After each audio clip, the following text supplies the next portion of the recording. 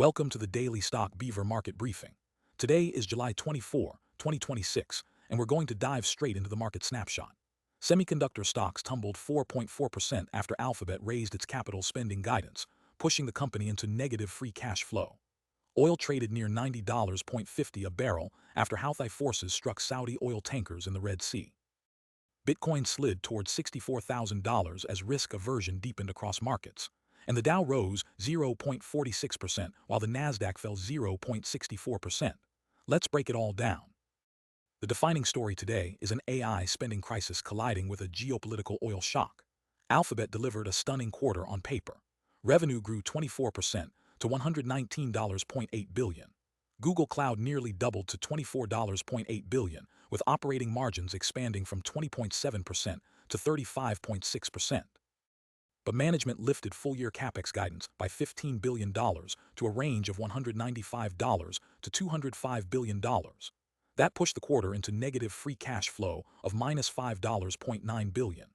Investors punished the stock, and the Magnificent Seven shed roughly $787 billion in market value in a single session. Tesla was the worst S&P 500 performer this week, down 4% today and 18% over the past month. Meanwhile, the Iran conflict is disrupting global oil supplies. Brent crude reportedly touched $100 a barrel before retreating as some traders bet on renewed negotiations. Oil settled near $90.50, still up nearly 10% for the week. Gasoline hit $4.10 per gallon domestically, squeezing household budgets at exactly the wrong moment. Now let's rip through the earnings. Intel posted its fastest revenue growth in over 15 years, with Q2 revenue up 25% to $16.1 billion and adjusted EPS of $0.42, double expectations. But shares fell as the semiconductor sell-off overwhelmed the results. On the defense side, Lockheed Martin reported EPS of $7.94 on revenue of $20.6 billion, with a record $230 billion backlog, and raised full-year guidance. RTX delivered 16% organic sales growth and a record $289 billion backlog. American Express grew revenue 10% with EPS of $4.53 and cardholder spending of $455.8 billion, yet shares tumbled anyway. Even genuinely excellent results cannot overcome macro anxiety right now. So here's the pattern across every asset class. Semiconductors down 4.4%, gold higher, Bitcoin sliding, defensive sectors leading. This is a classic risk-off rotation, and it signals that investors are questioning whether the AI investment cycle can justify itself before surging interest costs and geopolitical risk overwhelm the thesis. Now the speed round. The S&P 500 closed nearly flat at 7413, up 0.6%. The NASDAQ fell 0.64% to about 25,000. The Dow added 0.46% to about 52,000. The Russell 2000 slipped 0.35% to 2930. The VIX Fear Index sits at 18.58, signaling elevated nervousness but not outright panic. The overall market regime is neutral. On the bond side, the 10-year Treasury yield ticked up to 4.71%, and the 30-year is at 5.17%. Long-term Treasury bonds fell 1.49% this week.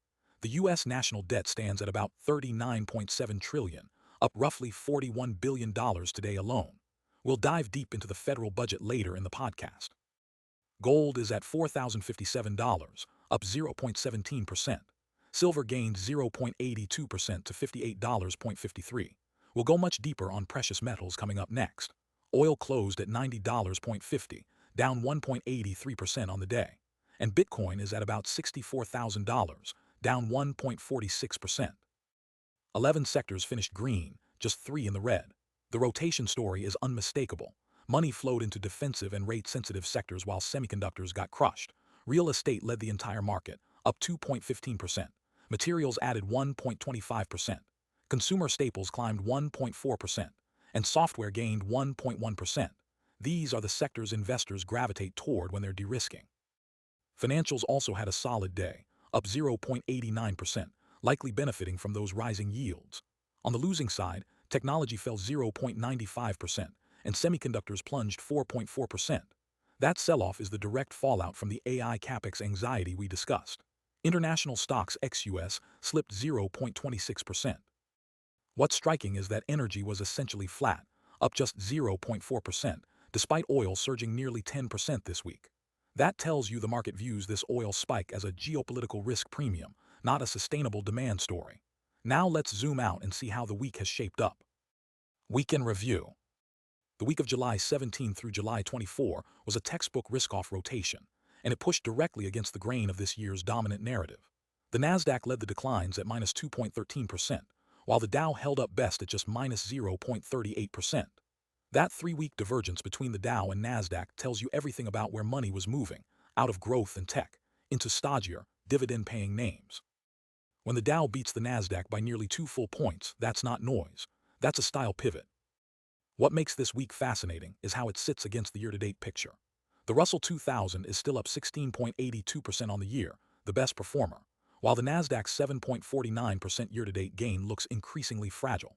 Small caps leading large caps by more than 2-to-1 signals investors are hunting for value in places the AI trade hasn't inflated. Semiconductors, the year-to-date champion at plus 68%, actually managed a small weekly gain even amid the broader tech sell-off. The AI infrastructure trade in chips isn't dead yet, but the damage was concentrated where you'd expect. Software tanked 5.19% this week and is now down 14.27% year-to-date, the worst performing sector on both timeframes. When a sector is the biggest loser on both the weekly and yearly horizon simultaneously, that's a structural unwind, not a pullback. The rotation into defensive and real asset sectors is unmistakable. Energy led the entire market, up 3.35% this week, fueled by the Iran conflict's grip on global oil supplies, and it's up nearly 31% year-to-date. When energy is the market leader, the message is inflation isn't going away. Utilities, materials, and industrials all finished green. These are the sectors investors gravitate toward when they're de-risking. 9 sectors finished the week green, 5 red, but the red ones carried far more weight in the index, which is why the headline numbers looked soft. The cross-asset picture confirms the risk-off thesis with remarkable clarity. Crude oil surged 9.71% this week, the dominant macro force behind everything else. When oil moves nearly 10% in a week, it doesn't just shift energy prices, it rewrites the inflation outlook for every asset class.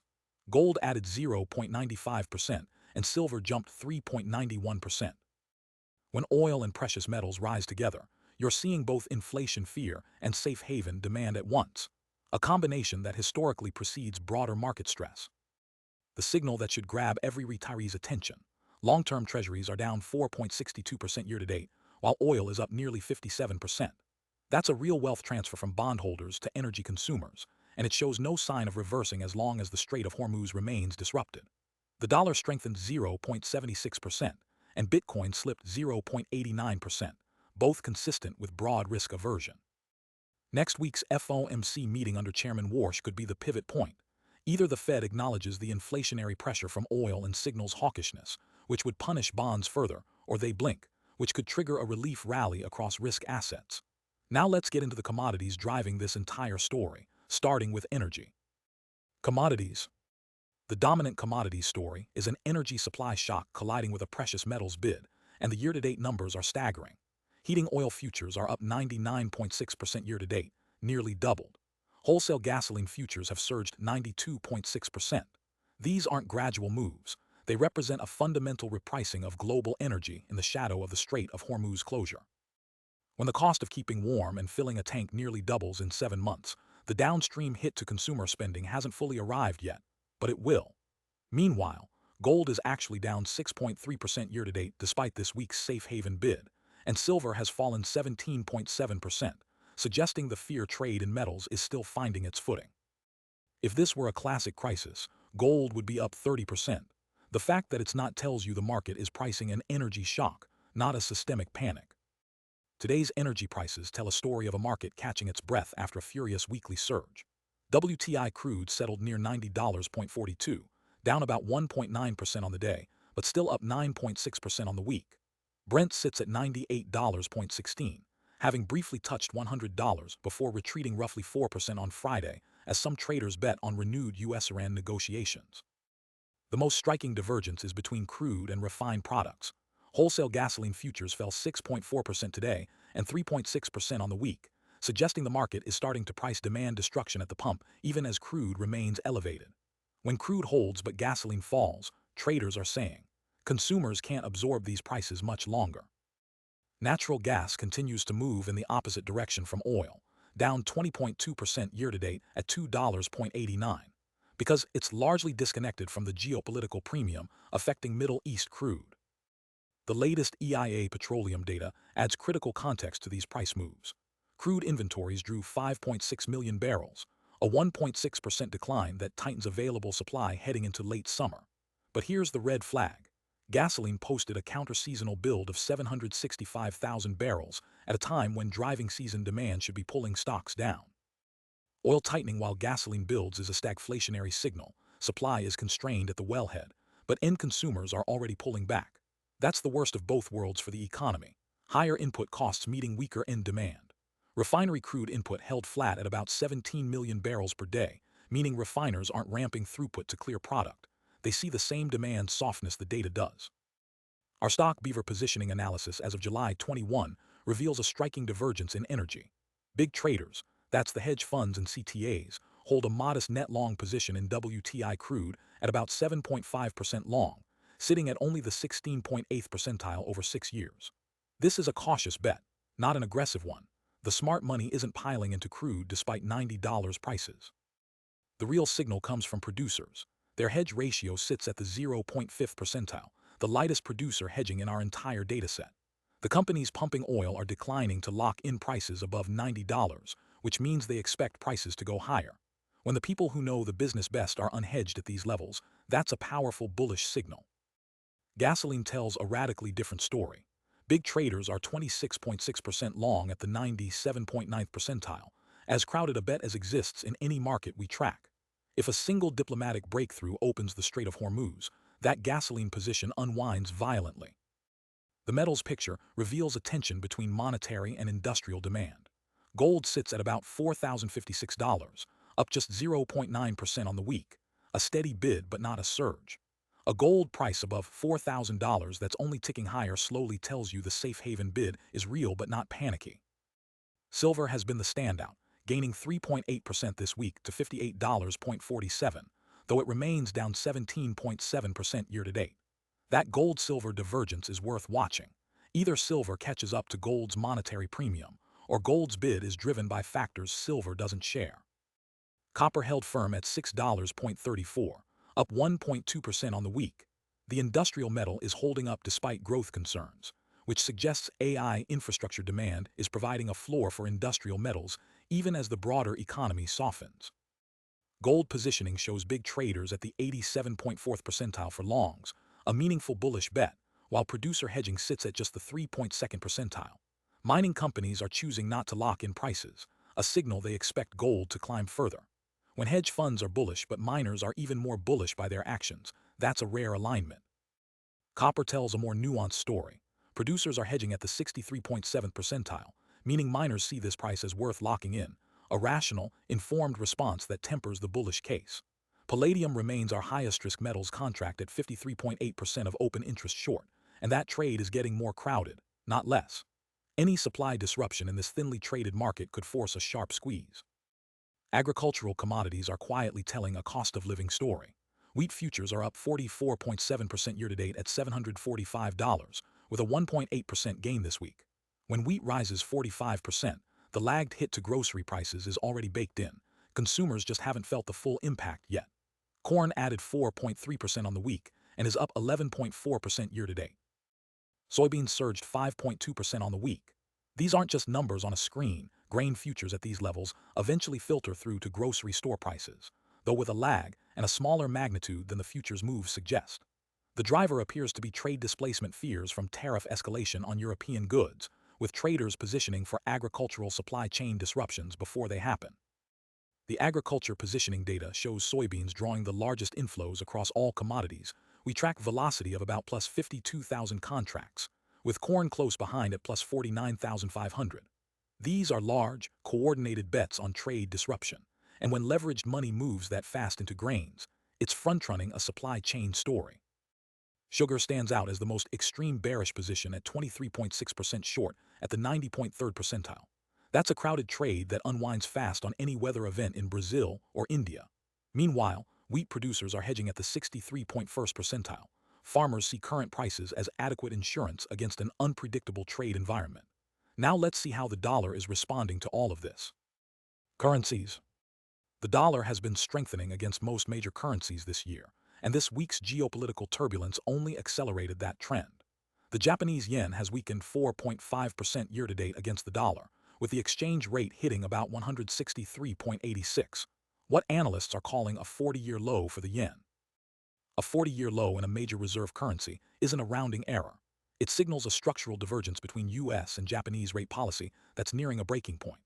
The euro has slipped 3.4% year-to-date, pressured by Iran-driven energy costs hitting European economies harder than the U.S., plus tariff threats from Washington.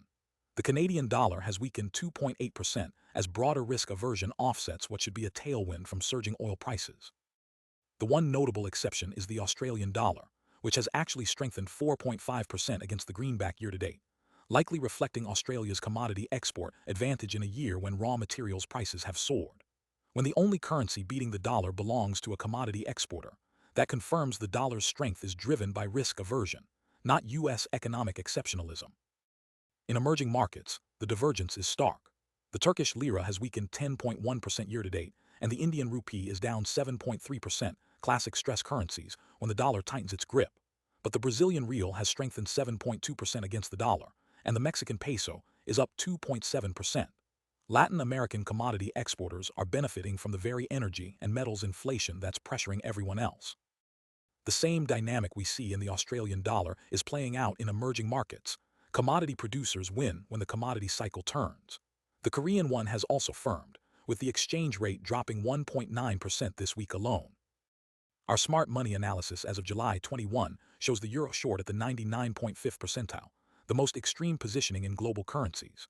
Big traders hold 16.8% short against just 8.1% long, a level last seen in December 2024.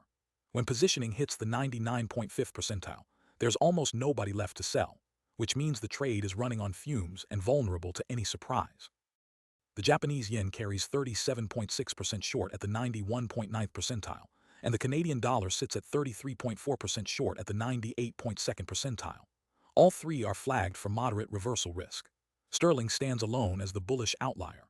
If the Fed surprises dovish next week, the unwind across euro, yen, and loonie shorts would be coordinated and sharp. For listeners, the strengthening dollar means your money goes further if you're traveling to Europe or Japan, but U.S. exporters face headwinds, and international stock returns shrink when converted back to greenbacks. The dollar's strength is both a symptom and a cause of the global stress we're seeing across every asset class. Now let's turn to the Treasury market, where the real pressure is building. Treasury and Rates. The yield curve is telling a story of persistent inflation pressure and a market bracing for the Fed to stay tough. The 10-year Treasury yield sits at 4.71%, up 14 basis points this week.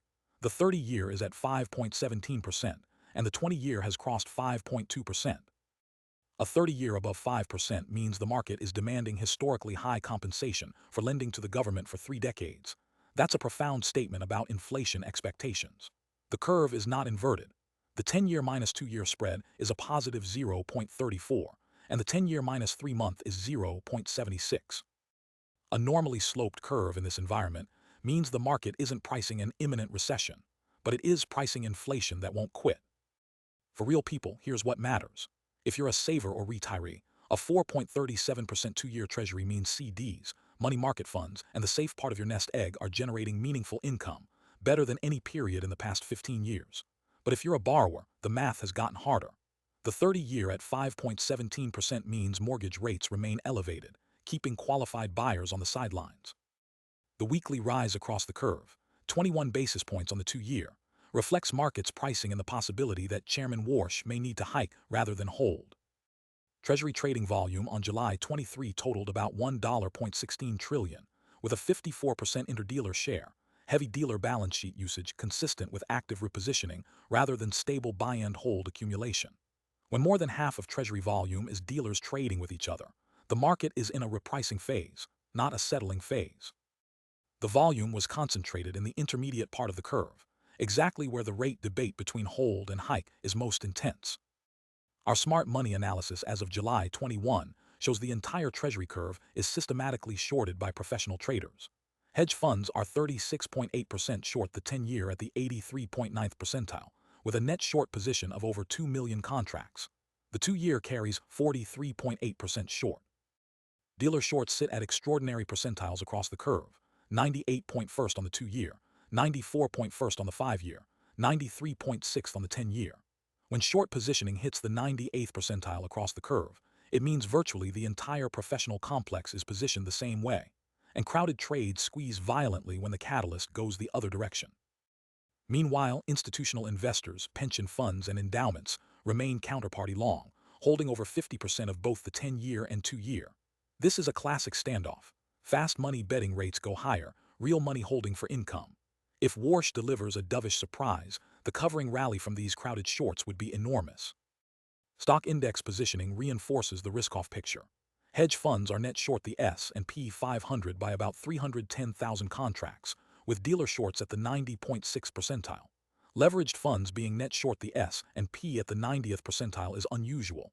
It means they're not just reducing exposure, they're actively betting against the index. The VIX long sits at the 99.5th percentile.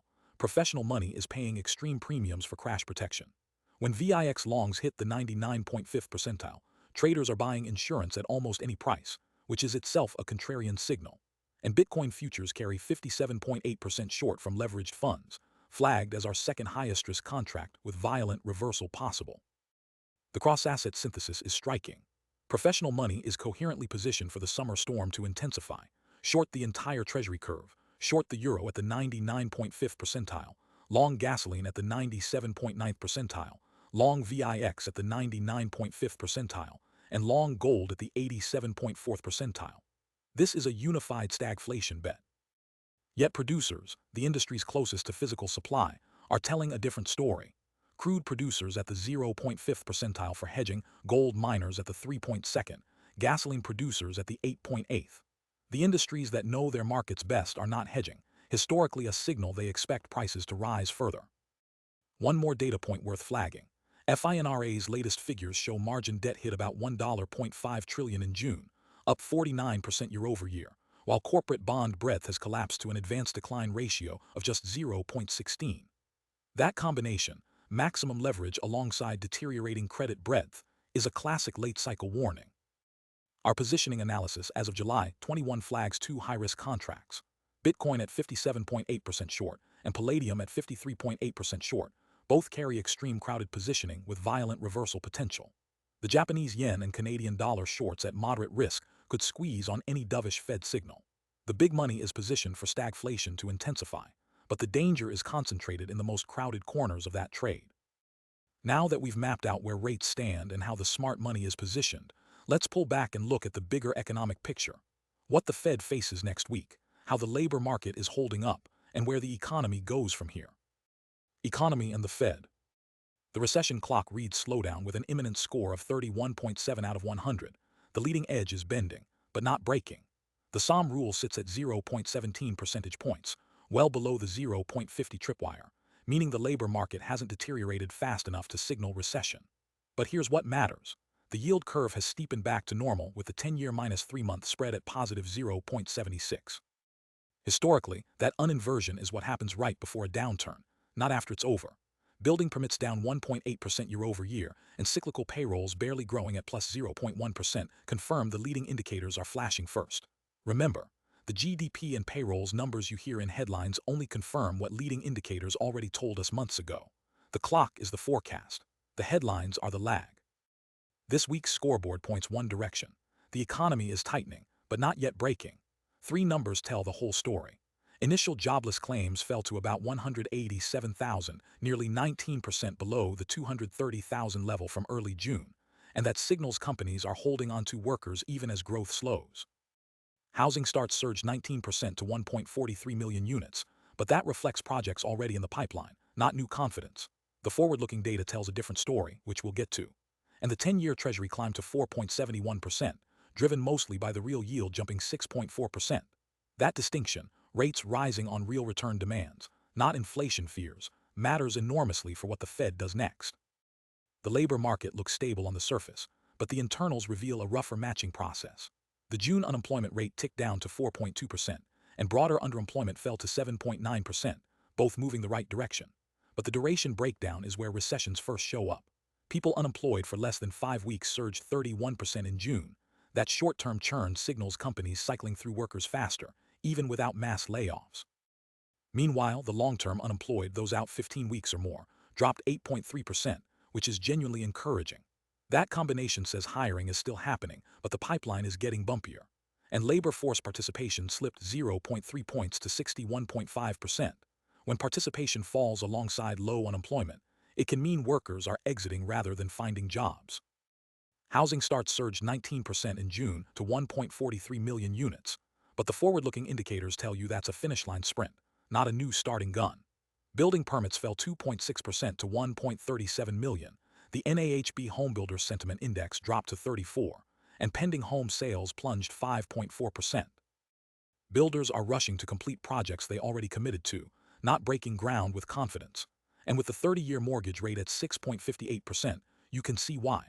That rate is the wall between this market and any meaningful recovery. Every basis point it stays above 6.5% keeps buyers sidelined and sellers locked into their current homes. The 10-year Treasury climbed to 4.71% this week, and that number is doing real work in the economy.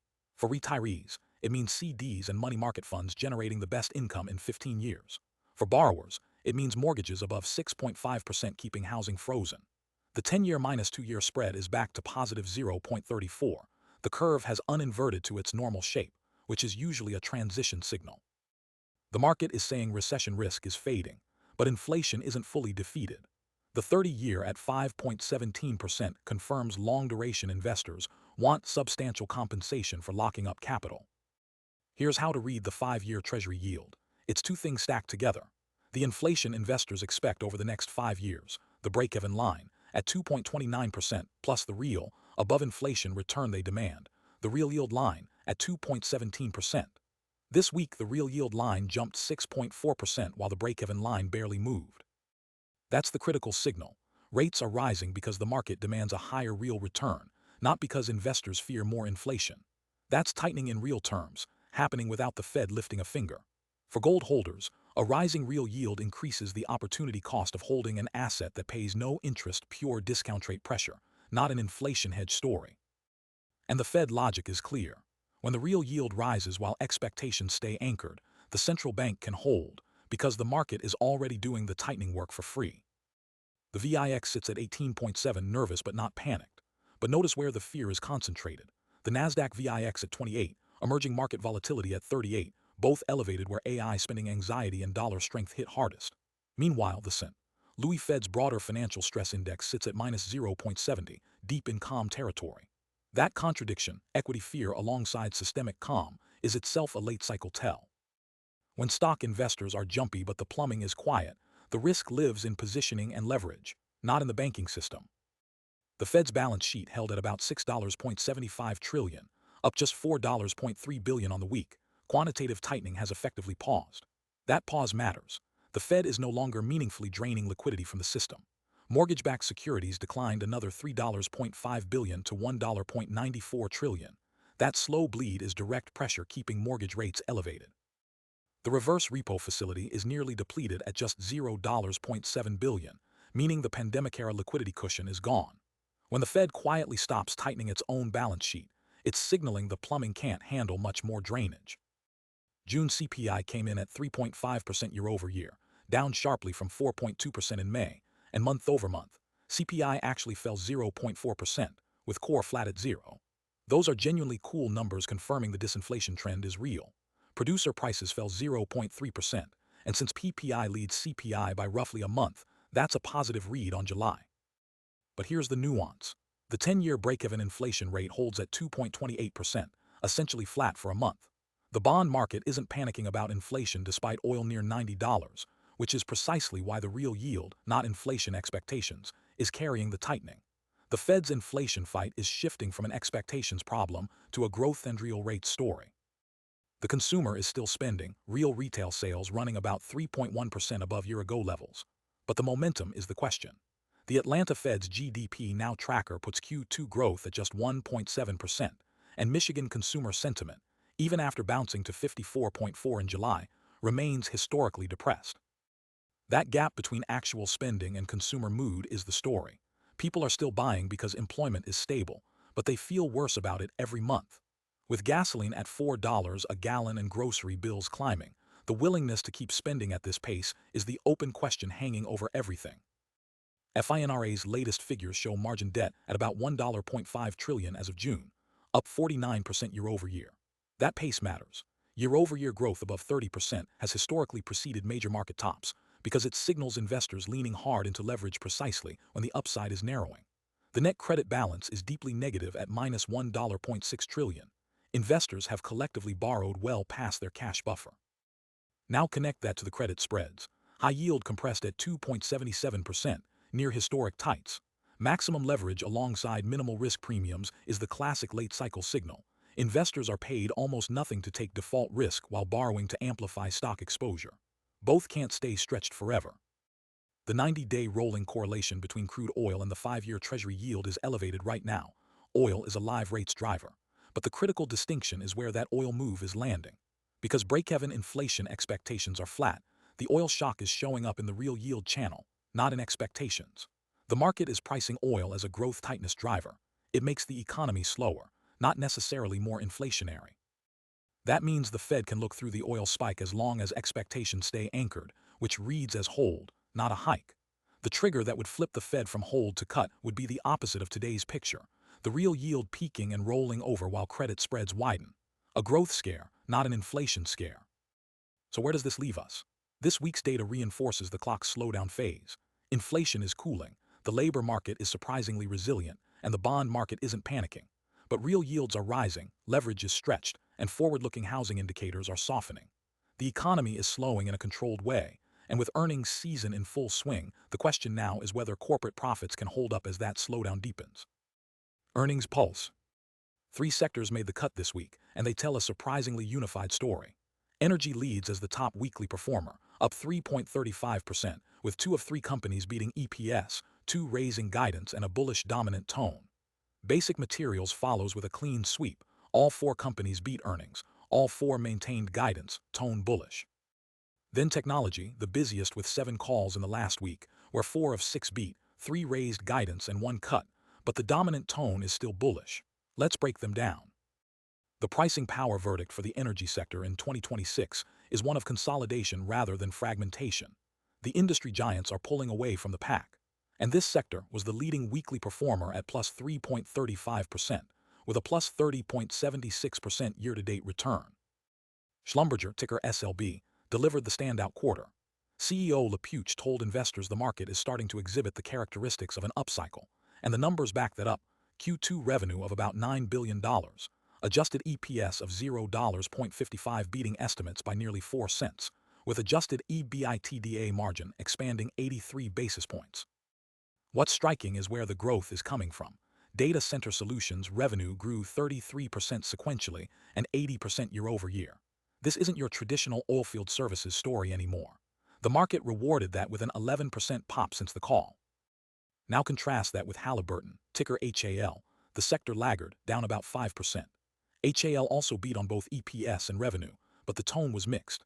Management confirmed North America frac pricing is improving, with 0 available electric frac capacity, but completion and production margins came in at the low end of guidance due to mobilization costs and Gulf of Mexico delays. As their one-liner put it, pricing is improving but margins still feeling pressure. EQT, ticker EQT, missed on EPS but raised full-year production guidance by 90 BCFE while simultaneously cutting capital spending by $25 million, more gas for less money, as compression projects beat expectations. And Kinder Morgan, ticker KMI, raised guidance with adjusted EBITDA at Q2 levels. No consensus comparison data was available for KMI, but management noted that demand for their pipeline assets is just going to be greater for the foreseeable future. The theme here is nearly uniformly bullish. The company's diversifying beyond pure commodity exposure, SLB into data centers, EQT into power index contracts, KMI into demand center pipelines, are commanding the clearest pricing premiums. The pricing power verdict for basic materials is sharp. The next 2 years will widen the gap between those who set prices and those who accept them, as structural supply tightness intensifies in critical materials.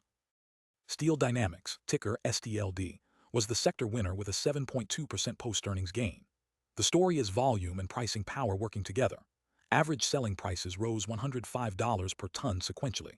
Galvanized spreads expanded from under $100 at the start of the year to over $220, and the fabrication order backlog is up 45% year-over-year. Mills ran at 90% utilization versus an industry average of 81%, a structural cost advantage. Management also flagged that their new aluminum operations are exceeding expectations, with shipments more than doubling sequentially. The contrast is Dow, ticker Dow, the sector laggard, down 4.5%. Dow beat on both EPS and revenue, with polyethylene prices surging over 40% in Q2. But management guided Q3 EBITDA down to about $1.7 billion, citing the June PE price settlement averaging through the quarter and seasonal demand softness. The tone was cautious despite the beat. In Dow's words, cost cuts and record prices can't fully offset a softening outlook. In between, Freeport-McMoRan, ticker FCX, is riding copper at $5.93 per pound year-to-date, with U.S. operations delivering 2.4 times more operating income than a year ago. And Newmont, ticker NEM, captured a 33% year-over-year increase in realized gold prices, gold at about $4,400 per ounce, against just 4% cost inflation. That's near pure price-to-margin transmission. Newmont did miss revenue estimates, but the gold price story overwhelmed any top-line concern. Every company in this sector maintained guidance. None raised, none cut. The bull run in metals is real, but the chemical side, represented by Dow, is flashing amber. The pricing power verdict over the next 12 to 24 months is clear, and technology's earnings calls this week drew the battle lines sharply. The contrast is right in front of us. ServiceNow, ticker Now, beat on everything and raised guidance. Management framed their value proposition with precision. Customers aren't paying us for tokens, they're paying for resolutions. AI annual contract value crossed $1 billion, and Pro Plus SKU pricing uplift remains above 30%. Half of net new business is now non-seat based, a fundamental revenue model shift. Then there's IBM, ticker IBM, the sector's clear caution flag. IBM missed on revenue, cut full-year revenue guidance from 5% plus down to 4 to 5%, and the tone was cautious. Management characterized the miss as deferral, not destruction. Deals slipped to later quarters, not canceled. Mainframe revenue fell 42% off a tough launch year comparison, and about a third of the slipped deals have already closed in early Q3. Intel, ticker INTC, delivered the most paradoxical result. Beat EPS by a wide margin, $0.42 versus $0.21 expected. Beat revenue, grew AI-driven businesses over 70% year-over-year, yet the stock fell 10%. Supply is the binding constraint, with demand exceeding what Intel can ship by over $1 billion per quarter. VeriSign, ticker VRSN, was the sector winner at plus 6.6%, with domain registrations hitting a record 12.7 million ahead of a confirmed 7% COM wholesale price increase in November. Teledyne, ticker TDY, posted its 11th consecutive quarter of orders outpacing sales, and TE Connectivity, ticker TEL, reported record orders of $5.7 billion with a book-to-bill above 1.1. Both signal growth well into 2027.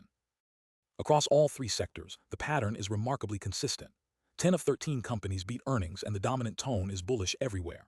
The companies thriving have structural pricing power, tight copper and gold markets, regulated domain monopolies, AI-driven infrastructure demand. The caution flags Dow's softening Q3, IBM's deferred deals, Halliburton's margin pressure, are cyclical and timing-driven, not signs of structural deterioration. Now let's see how this lands on our top stock and ETF picks. Market technicals. On year-to-date performance, energy stocks have been the standout, up 30.6%, and they are also the most stretched, trading well above their short-term trend line with the highest momentum reading of any group. That makes energy the spot most likely to pause if you own energy funds. Technology tells a more confusing story. A strong 21.9% gain for the year, but it is actually trading below its 50-day average, that 50-day line being the trend-following benchmark, which means the recent pullback has cracked the uptrend, even though the yearly number still looks great. The broader picture is thin. Only 55% of the names we track are above their trend line. Most of the market is sitting out the rally while a few sectors do the heavy lifting. On the risk board, the mood tilts toward risk, but with cracks underneath. Small caps and technology are leading over the past 12 weeks. Money is willing to chase the jumpy, higher beta stuff, meaning names that swing more than the market. But technology also carries the most overextended long-term trend, running about 8% above its longer-term average. That is the one running hard and due for a breath. On the laggard side, long-term treasuries and consumer discretionary stocks, your retailers, have rolled into outright bearish trend signals. Nervous money is not finding shelter in bonds. It is leaking out the back door. On sector momentum, financials are the most overcooked group right now, with the highest score and an RSI of 65. RSI is a momentum gauge running from 0 to 100, and above 70 means stretched, so 65 says the trade is getting crowded but not yet extreme. Real estate and healthcare are close behind. At the bottom, consumer discretionary and communications, your retail and media stocks, are the most beaten down, with deeply negative readings on both their own price action and relative to the market. Technology is the interesting contradiction. Strong relative momentum but a low absolute score. Translation: it is beating the market lately, but is not stretched on its own merits. That is the signature of late money piling into a trade after its biggest move. On investing styles, deep value, think dividend payers and cheap industrial names, is the clear leader, sitting in the favored zone with strong readings for 5 straight weeks. On the opposite end, growth stocks are the most washed out, alongside emerging markets. Your growth funds are out of favor and looking tired. One quiet signal: minimum volatility, the conservative low-swing style, is sitting right at the zero line on relative strength, essentially crossing the middle. When the boring defensive style starts improving relative to the market, it can mark the earliest stage of a rotation towards safety. On overall technical health, the market scores 67 out of 100, squarely neutral. The market is neither overheated nor washed out, and that matches what prices are doing. Up on the year, but the internals are middling, not euphoric. On money flow, our internal analysis of weekly dollar volume puts the reading at 59.4, in accumulation territory, meaning more money is moving in than out. This agrees with the positive year-to-date price action. Big money is still net buying, though the pace is moderate rather than aggressive. On sentiment, the composite reads about 61 in the greed zone but cooling. A year ago this gauge sat near 82, so the crowd has dialed back significantly even though the label still says greed. The pillar pulling hardest toward greed is the VIX, the fear index, at just 18.7. Investors are not pricing much panic into options. But the RSI pillar sits at 48, basically neutral, which tempers the overall reading. In plain terms, people feel okay, not euphoric, and they are less confident than they were a year ago. The single thing a non-trader should watch this week is whether technology can hold above its trend line. If it cannot, the thin breadth underneath this market becomes a much bigger problem. Top stock picks. Our buy signal radar is carrying roughly 46 names this afternoon. That's a healthy, broad participation rate across the market, not a narrow rally dependent on a handful of megacaps. When you see buy signals spreading across defense, insurance, energy, industrials, and semiconductors all at once, it tells you the underlying trend has real breadth. The longest active streak belongs to Travelers, ticker TRV, now on its 4th consecutive day of a buy signal. Travelers also ranks in our momentum screen, which makes it a high confluence name, a stock where the mechanical trend signal and our performance rankings are both flashing green at the same time. Abbott Laboratories, ticker ABT, and Nebius Group, ticker NBIS, each carry 3-day streaks. Then there's a cluster of 2-day signals on names that also appear in our top performer lists: Dell Technologies, Lockheed Martin, Honeywell, and Freeport McMoRan. That overlap between mechanical buy signals and strong momentum rankings is exactly what we want to see before digging into the names. Looking at who's actually hot this week, the top performers by 7-day return tell a very clear story. This market is rewarding earnings beats, guidance raises, and companies positioned in the direct path of AI infrastructure spending. Lockheed Martin, ticker LMT, at $582.60, leads the board with a 14.5% gain over 7 days. The catalyst is unmistakable. Lockheed reported second-quarter earnings yesterday that beat on both the top and bottom lines, backed by a record $230 billion backlog. Management raised 2026 guidance, citing munitions growth and defense technology investments. Analysts lined up today to raise price targets. For retirement-focused investors, a defense contractor with a multi-year backlog and a reliable dividend is the kind of visibility that lets you sleep at night. International Paper, ticker IP, at $42.16, is close behind, up 12.2% this week with accelerating momentum. The 7-day gain outpaces both the 14-day and 30-day moves. Then there's Dell Technologies, ticker Dell, at $437.31, up 10.3% over 7 days and carrying a perfect momentum score. Dell just landed a major contract. Texas A&M's Engineering Experiment Station, selected Dell to build a secure AI and high-performance computing platform funded by the state of Texas. That's the kind of enterprise AI deal that extends Dell's revenue runway well beyond a one-time hardware shipment. Constellation Energy, ticker CEG, at $274.35, surged 8.7% this week. The nuclear thesis keeps building. Constellation's venture arm just took an equity stake in Blue Energy, a developer focused on advanced small modular reactors. Combined with reports that the administration is preparing a domestic power generation initiative, Constellation's position as operator of America's largest nuclear fleet puts it squarely in the path of surging electricity demand from AI data centers. General Motors, ticker GM at $82.64, rounds out the top five, up 8.6% this week after raising its full-year guidance. And Honeywell, ticker HUN, at $243.15, up 8.1%, used its second quarter earnings call to outline the next phase of its transformation into a pure-play automation company, emphasizing portfolio simplification and stronger orders. Both carry buy signal confluence. Among the swing and recovery names, we're seeing stocks bounce from pullbacks with real fundamental legs underneath them. CBOE Global Markets, ticker CBOE, at $285.7, is up 4.3% this week with a strong, steady trend. Wall Street expects earnings growth when CBOE reports next week, and the options exchange benefits directly from elevated hedging activity. When investors get nervous, trading volumes climb. CME Group, ticker CME, at $255.31, gained 4.2% after reporting record second quarter revenue of $1.7 billion, with earnings per share of $2.99, both beating estimates. Market data revenue surged more than 20% year-over-year, and the company returned $1.2 billion to shareholders through dividends and buybacks. For income-focused listeners, CME's resilient franchise and aggressive capital return make it a name worth keeping on your radar. Devon Energy, ticker DVN, at $45.4, is up 2.8% this week amid reports it's exploring a sale of its Eagle Ford and Powder River assets that could fetch more than $4 billion. Portfolio simplification at that scale can unlock meaningful shareholder value. And NVIDIA, ticker NVDA, at $206.84, continues building its AI ecosystem. CEO Jensen Huang made his first-ever post on X this morning, using the platform to defend open-source AI, signaling NVIDIA's intent to remain the infrastructure layer for the entire open-weight model movement. Now stepping back to the big picture, the best 180-day performers reveal which themes have had genuine staying power through the first half of 2026. Dell Technologies sits atop this list too, up 277% over 6 months, 242% year-to-date, and still adding 10% in just the past week. Dell is the single name appearing across every timeframe we track. The convergence of AI server demand, major enterprise contracts, and relentless momentum makes it the clearest example of a thesis playing out in real time. Micron, ticker MU, at $920.95, tells a more nuanced story. It's up 192% year-to-date and 137% over 6 months, extraordinary numbers.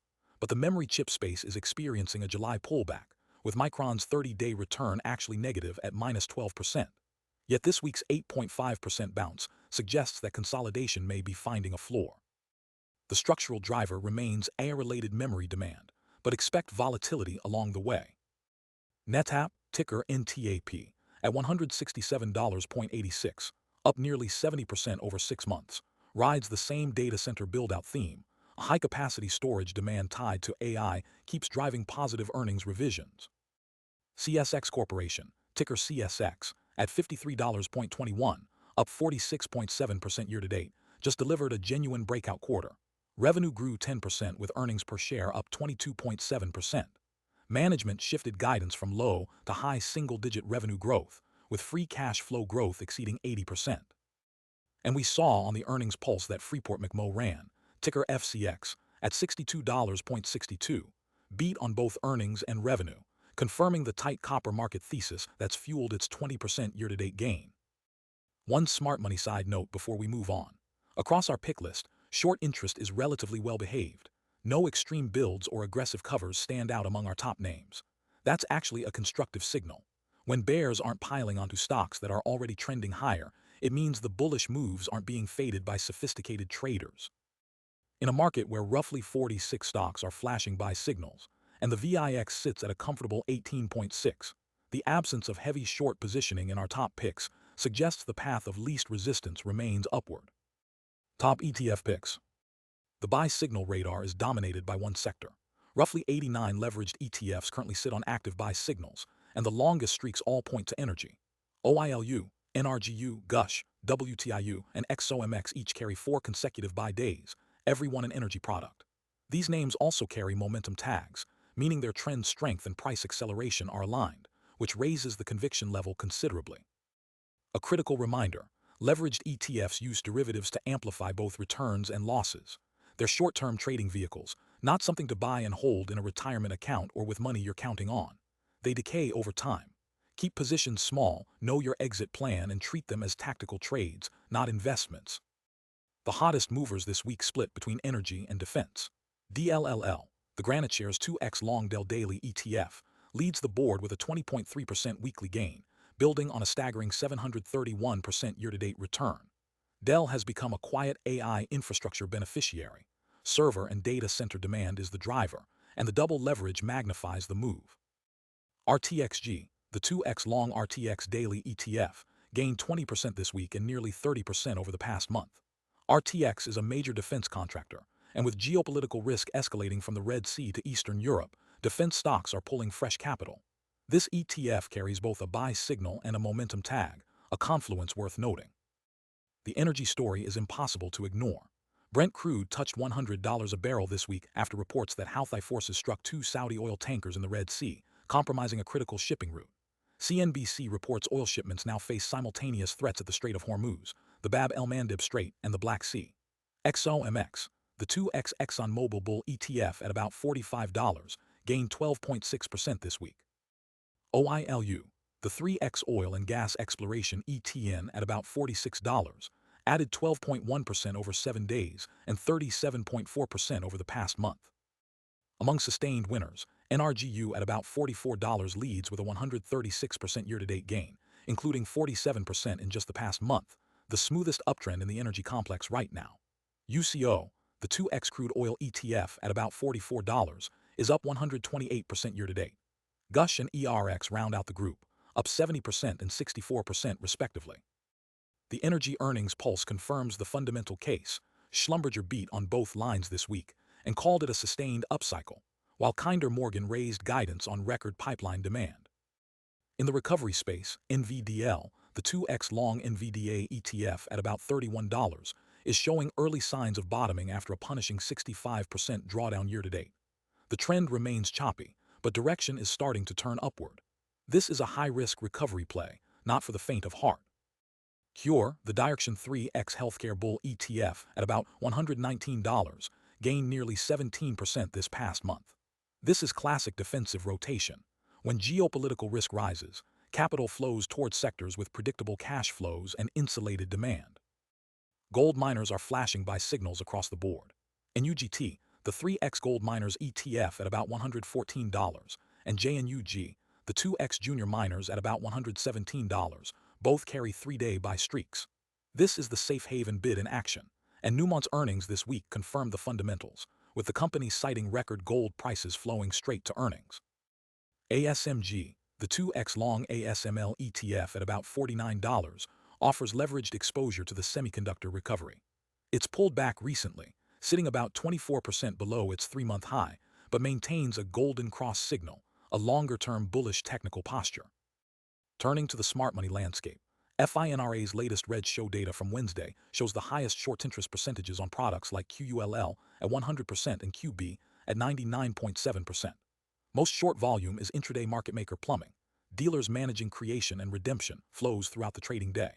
The signal worth watching is whether any extreme overlaps with our picks, and none of today's highlighted names appear at the top. That's a clean read. The buy signals we're tracking aren't being met with heavy contrary positioning. On the hedger side, activity across our leveraged ETF picks is broadly normal this week. No major shorting spikes or short covering signals stand out. The technical setups stand on their own. For energy ETFs where prices pulled back today on reports of possible US-Iran negotiations, the absence of aggressive hedging suggests the broader uptrend remains intact. Traders are taking profits, not abandoning ship. Options activity and setups. Now let's flip to the options market. First, what the broader tape is telling us about fear and dealer positioning. Then we'll bring that read back down to the individual stocks on today's pick list. Today's options tape opens with a cautious signal. The put-call ratio, that's the number of bearish bets versus bullish bets trading hands, sits at 1.18 across the major index ETFs. Above 1 means traders bought more puts than calls, and puts, remember, are either bets that a stock falls or insurance against a drop. All three indices are above that one line. SPY at 1.23, QQQ at 1.13, IWM at 1.13. Nobody's panicking, but the floorboards are creaking. Now the skew, this is the cost of crash insurance versus upside lottery tickets. SPY's 25 delta skew reads about 5.6 points, which the system tags as moderate. If you wanted to buy downside protection on the S&P 500 for September, you'd pay roughly 18.4% implied volatility on those puts, versus only about 12.7% for upside calls. That gap exists in calm markets too, so 5.6 points is a normal amount of fear priced in, not a red alert. The takeaway, PCR says cautious, skew says moderate. Traders are nervous but not terrified. Now to the market makers, the dealers who sell us these options. Their hedging either calms the tape or amplifies it, and right now they're in amplifier mode across the board. When dealers are net short gamma, meaning they've sold more options than they hold, they have to sell into weakness and buy into strength. They're chasing the trend, not fighting it. Think of it as the shock absorbers being removed from the suspension. Every bump in the road feels bigger. All three major indices are sitting in negative gamma territory. SPY's net gamma is deeply negative, and the gamma flip, that's the price where dealer behavior switches from amplifier back to shock absorber, sits at about $761. SPY is trading near $739, so it's roughly 3% below that flip. As long as it stays below, expect sharper swings in both directions. QQQ tells the same story but with more distance to cover. Spot at $684 against a flip, near $741, meaning the NASDAQ would need to rally about 8% before the calming dynamic returns. And small caps in IWM are the deepest in the woods. Net gamma is extremely negative. Spot at $291 against a flip at $312, about 7% away. There's no island of stability in dealer positioning today. Every major index is in the amplifier zone. Sector volatility tells us where traders are bracing versus where they're complacent. Two sectors stand out on the rich side. Software, tracked through IGV, has implied volatility running 1.35 times its recent realized swings. Options are priced as if the sector will move 35% more than it actually has. Energy, via XLE, is close behind at 1.32. That kind of premium usually shows up before a catalyst earnings, an oil supply shock, something traders see coming. On the flip side, consumer discretionary, through XLY, is the cheapest sector on the board at 0.82. Implied volatility is actually below what those stocks have been doing in real life. Option sellers can't get paid, which signals either complacency or an expectation that recent volatility cools off. Most other sectors sit near 1.0, meaning options pricing roughly matches reality. Today's unusual options flow is dominated by pure options names, and I want to be upfront. None of them overlap with our stock picks, congressional activity, or insider buying today. That happens. It just means the tape's options bias is running independent of our fundamental framework. Three names worth noting. Oracle, ticker ORCL, saw about 85,000 contracts trade with a put-call ratio of just 0.9. That is overwhelmingly bullish. Traders are loading up on calls, betting on upside. On the opposite end, IWM, the small-cap ETF, saw a put-call ratio of 6.2 on its flow. That is aggressively bearish. Someone is either hedging a large small-cap position or outright betting on a decline. And Qualcomm, ticker QCOM, shows a similar bullish lean at 0.15 PCR, though on lighter volume. For anyone running a covered call strategy, where you own shares and sell call options against them to collect premium income, a few semiconductor names stand out today.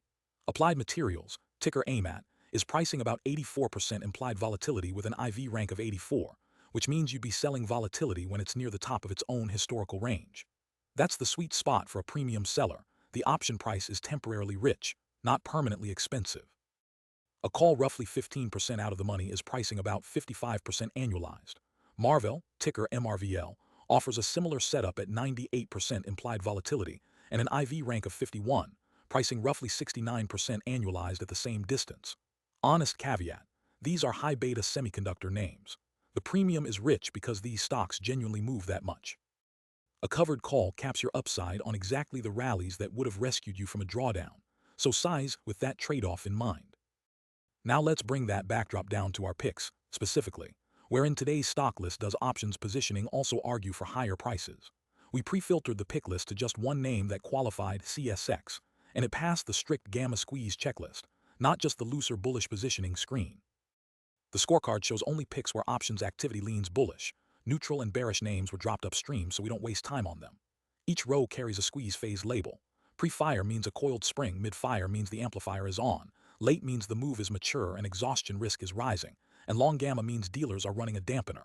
Today we have exactly one name, CSX. Its phase reads late mid-fire, amplifier active, nearing the flip.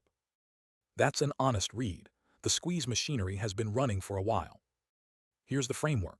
A genuine gamma squeeze setup needs four things at once.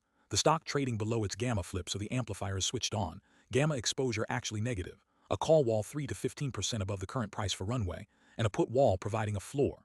CSX passes all four. Spot price is $53.21, sitting below the gamma flip at $56.44, about 6% above. The call wall, where dealer hedging would create resistance, sits at $55, giving about 3.4% of runway. The put wall at $50 provides a floor roughly 6% below. The upside score is 20.7 versus a downside score of just 1.9, a lopsided bullish lean. Quality score comes in at 65 out of 100, with the strongest marks in runway and floor stability. Zero names qualified via the looser bullish bias bucket alone today. CSX at $53.21. Dealers are in amplifier mode negative gamma, meaning they're forced to buy on rallies and sell on dips, chasing the move rather than smoothing it out. The gamma flip sits at $56.44, and CSX is trading below it, which keeps that amplifier engaged. The next level to watch on the upside is the call wall at $55. That's where dealer hedging would start to slow a rally. On the downside, the put wall at $50 is where dip buyers and dealer hedging tend to show up as support. Earnings aren't until October 15, about 83 days out, so this positioning structure won't get reset by an earnings catalyst this week or next. Let's go inside the numbers on CSX. Three mechanics worth understanding. First, net gamma exposure is about minus $1.8 million in dealer positioning terms. That's the amplifier. When CSX ticks higher, dealers who sold those calls have to buy stock to stay hedged, which pushes the price up further, which forces more buying. It's a feedback loop, like an accelerator pedal that gets stickier the harder you press. Second, today's volume put-call ratio sits at 0.32, roughly 3 calls traded for every put. That's a strong bullish lean in fresh flow, not just standing positions. Traders are actively paying up for upside today. Third, and this is the caution flag, dealer charm is negative, running at about minus $500,000 per day. Charm measures how dealer hedging shifts as time passes toward expiration. Negative charm means dealers are net sellers of CSX stock each day just from time decay, a slow, steady headwind, like driving with the parking brake slightly engaged. Combined with the late mid-fire phase, the system flags it plainly. Late innings, amplifier on for weeks, exhaustion risk elevated. There's also a positive dealer Vanna reading. Vanna tracks how hedging shifts when implied volatility changes. Positive Vanna means if volatility spikes on bad news, dealers would sell the underlying, amplifying any downside move. So the squeeze setup is real and the structure is bullish, but it's mature. The easy gains are likely behind it. Remember, this whole segment is positioning context, not a trade idea. A stock with a gamma tailwind underneath it is a higher quality setup than one without. That's the only claim. With that backdrop locked in, let's see what Congress was doing this week. Congressional Trading. Turning to Capitol Hill Trading. The freshest disclosure comes from the House, where Debbie Dingell filed a purchase of Freddie Mac, ticker FMCC, valued between $15,000 and $50,000. The transaction was made on July 14th but wasn't disclosed until yesterday, July 23rd. No new Senate filings have come through in the last 3 days. The most striking cluster signal this week comes from the House, where two members, Laurel Lee and James Hims, were both selling Bank of America, ticker BAC. That's notable because Reuters reported that BAC just announced a 14% dividend hike to 32 cents per share, making that coordinated selling worth watching closely. Over the past 30 days, both chambers have been net buyers, but their tastes diverge sharply. The Senate's top buys include United Health Group, UNH, Goldman Sachs GS, and AT&T, while senators were selling Apple AAPL, Procter & Gamble PG, and Nvidia NVDA. The House loaded up on Hubbell HUBB, Danaher DHR, and Mercado Libre MELI, but unloaded Alphabet GOOGL, Microsoft MSFT, and Amazon AMZN, with 3 separate members selling GOOGL. There's a notable divergence on United Health. Senators were buying UNH, while 3 House members were selling it. The Senate also sold NVDA while the House was a net buyer. With 354 House trades versus 137 Senate trades over the last month, the lower chamber is simply far more active, and their heavy selling of megacap tech amid the AI capex debate mirrors what the broader market did this week. Insider activity. No cluster buying signals surfaced this week, meaning no cases of multiple insiders at the same company buying simultaneously, which is typically the strongest bullish tell you can find, and the broader mood reflects that caution. Over the past 14 days, our internal analysis at Stock Beaver counts just 14 insider purchases against 723 sales, a buy-to-sell ratio of 0.2. That is remarkably subdued buying. The few pockets of conviction are modest in size. Elevance Health, ticker ELV, saw 2 insiders purchase roughly $1.4 million combined, and a single small buy appeared at Fidelity National, ticker FIS. Selling dominated almost everywhere else, though at these volumes much of that reflects routine diversification and tax planning rather than any meaningful alarm. The week's real conviction sits in 2 massive purchases outside the major indices. Sumitomo Mitsui Financial Group poured roughly $319 million into Jefferies, ticker JEF, a staggering single-name commitment to the investment bank. And Prudential Financial deployed $60 million into the Tortoise Pipeline and Energy Fund, ticker TYG. When institutions commit hundreds of millions into a single name, that signals confidence the broader market may be discounting. For retail investors, these are the trades worth watching, not the routine selling that fills most Form 4 filings, but the rare large commitments made with real money on the line. Federal budget. Through July 23, the government spent $535.8 billion against just $284.0 billion in net receipts, a $251.8 billion monthly deficit, running $10.9 billion worse than the same point last year. That widening gap matters because receipts simply aren't keeping pace with a spending baseline that, as we'll see, structurally exceeds revenue growth. The top 3 line items tell you where the money goes. Health and Human Services at $182.8 billion, Social Security at $129.8 billion. And here's the one that should grab you. Interest on the debt now ranks 3rd, ahead of the entire Department of Defense budget at $51.7 billion. A government that pays more to its creditors than to its military is a government whose fiscal flexibility is shrinking by the month. And on July 23 alone, $3.1 billion went out the door in Medicaid grants to states. A single line item, a single day. Zoom out to the full fiscal year, and the structural picture comes into focus. The government has collected $4.74 trillion against $6.2 trillion in spending, a $1.28 trillion deficit. That's actually a 6.6% improvement from last year's $1.37 trillion, but don't celebrate. The improvement is cyclical, not structural. At this pace, we're still heading toward a $1.82 trillion full-year deficit. The decade view shows why. Outlays jumped sharply during COVID and never reverted to trend. The receipts line crept upward, but the spending baseline simply reset at a higher floor and stayed there.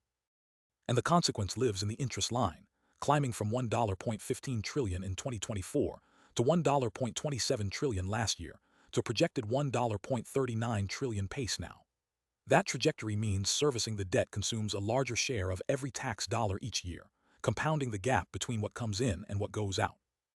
The national debt stands at $39.7 trillion. To make that real, that's $118,000 for every single citizen, $265,000 for every taxpayer, obligations that ultimately resolve to either higher taxes, reduced services, or more borrowing. What should worry you is the pace. It took decades to reach $20 trillion. The most recent trillion, crossing $39 trillion, took just 4.8 months. Each new milestone arrives faster than the last, which means the next ones will too. At this trajectory, $50 trillion arrives by roughly July 2029, and measured against the economy, debt to GDP sits at 123%, well past the 100% threshold that economists historically flag as the zone where debt begins constraining growth and limiting policy options. Territory the U.S. hasn't sustained since the post-World War II era. Who owns all this debt? Private domestic investors hold the largest share, about $27 trillion, or 68%. That tells you the U.S. borrowing machine is largely funded by its own capital markets, which provides some stability. Foreign investors hold about $9.3 trillion, roughly 23%, and that's where the trajectory matters. Japan still leads at $1.14 trillion, but China has been steadily trimming, now down to about $659 billion. When your third largest foreign creditor is quietly heading for the exit, that's a signal worth watching. Now connect ownership to cost. The average rate on marketable debt has climbed from 2.87% to 3.41%, and when you apply that to over $30 trillion in marketable securities, you get the surging interest bill we just walked through. But here's the real trap. Of that marketable debt, about $7.4 trillion, nearly a quarter, reprices within 12 months. Treasury bills and floating rate notes that roll over constantly. Every 25 basis points of higher rates adds $18.5 billion in annual interest. A full percentage point adds $74 billion straight to the deficit, which adds to the debt, which means more interest next year. The government has essentially financed itself with an adjustable rate mortgage. It worked when rates were at zero. The longer rates stay elevated, the more legacy debt rolls into today's costs, a feedback loop feeding on itself. Week ahead. Next week is one of the biggest weeks of the entire earnings season, and it arrives just as markets are grappling with surging bond yields, an oil shock from the Middle East, and a Federal Reserve decision that could reshape the rate outlook. Let's walk through what's coming. The earnings calendar is absolutely loaded. The headline names land on Wednesday and Thursday. Meta Platforms, ticker Meta, reports Wednesday alongside Microsoft, ticker MSFT, Qualcomm, ticker QCOM, and Starbucks, ticker SBUX. Then Thursday brings Apple, ticker AAPL, and Amazon, ticker AMZN. With the Magnificent Seven already under pressure after shedding roughly $787 billion in market value in a single session this past week, these reports will be a critical test of whether AI capital spending is translating into the free cash flow investors demand. Before those marquee names, Tuesday kicks off with Boeing, ticker BA, and United Parcel Service, ticker UPS, both major bellwethers. Boeing tells us about aerospace and defense demand, while UPS is a direct read on logistics and consumer shipping volumes. Tuesday also brings Coca-Cola, ticker KO, Visa, ticker V, Ford, ticker F, and Mondelez, ticker MDLZ, a broad cross-section of consumer health. Monday features Nucor, ticker NUE, and Cadence Design Systems, ticker CDNS, among others. On the economic data front, Monday brings durable goods orders for June, with consensus looking for a rebound to 1.6% after a sharp 4.5% decline previously. Tuesday delivers the Conference Board Consumer Confidence reading, which came in at 91.2 last month. But the main event is Wednesday's Federal Reserve interest rate decision at 2 p.m. Eastern, with the rate currently at 3.75% and consensus expecting another hold. Chairman Warsh's press conference will be scrutinized for any hint about September, especially with bond yields surging and inflation pressures from oil complicating the picture. Then Thursday packs a full slate. The advanced Q2 GDP report, with estimates near 2.3% growth, plus the core PCE inflation data for June, where expectations point to a slowdown to 0.1% monthly and weekly jobless claims. On the IPO front, two operating companies worth watching.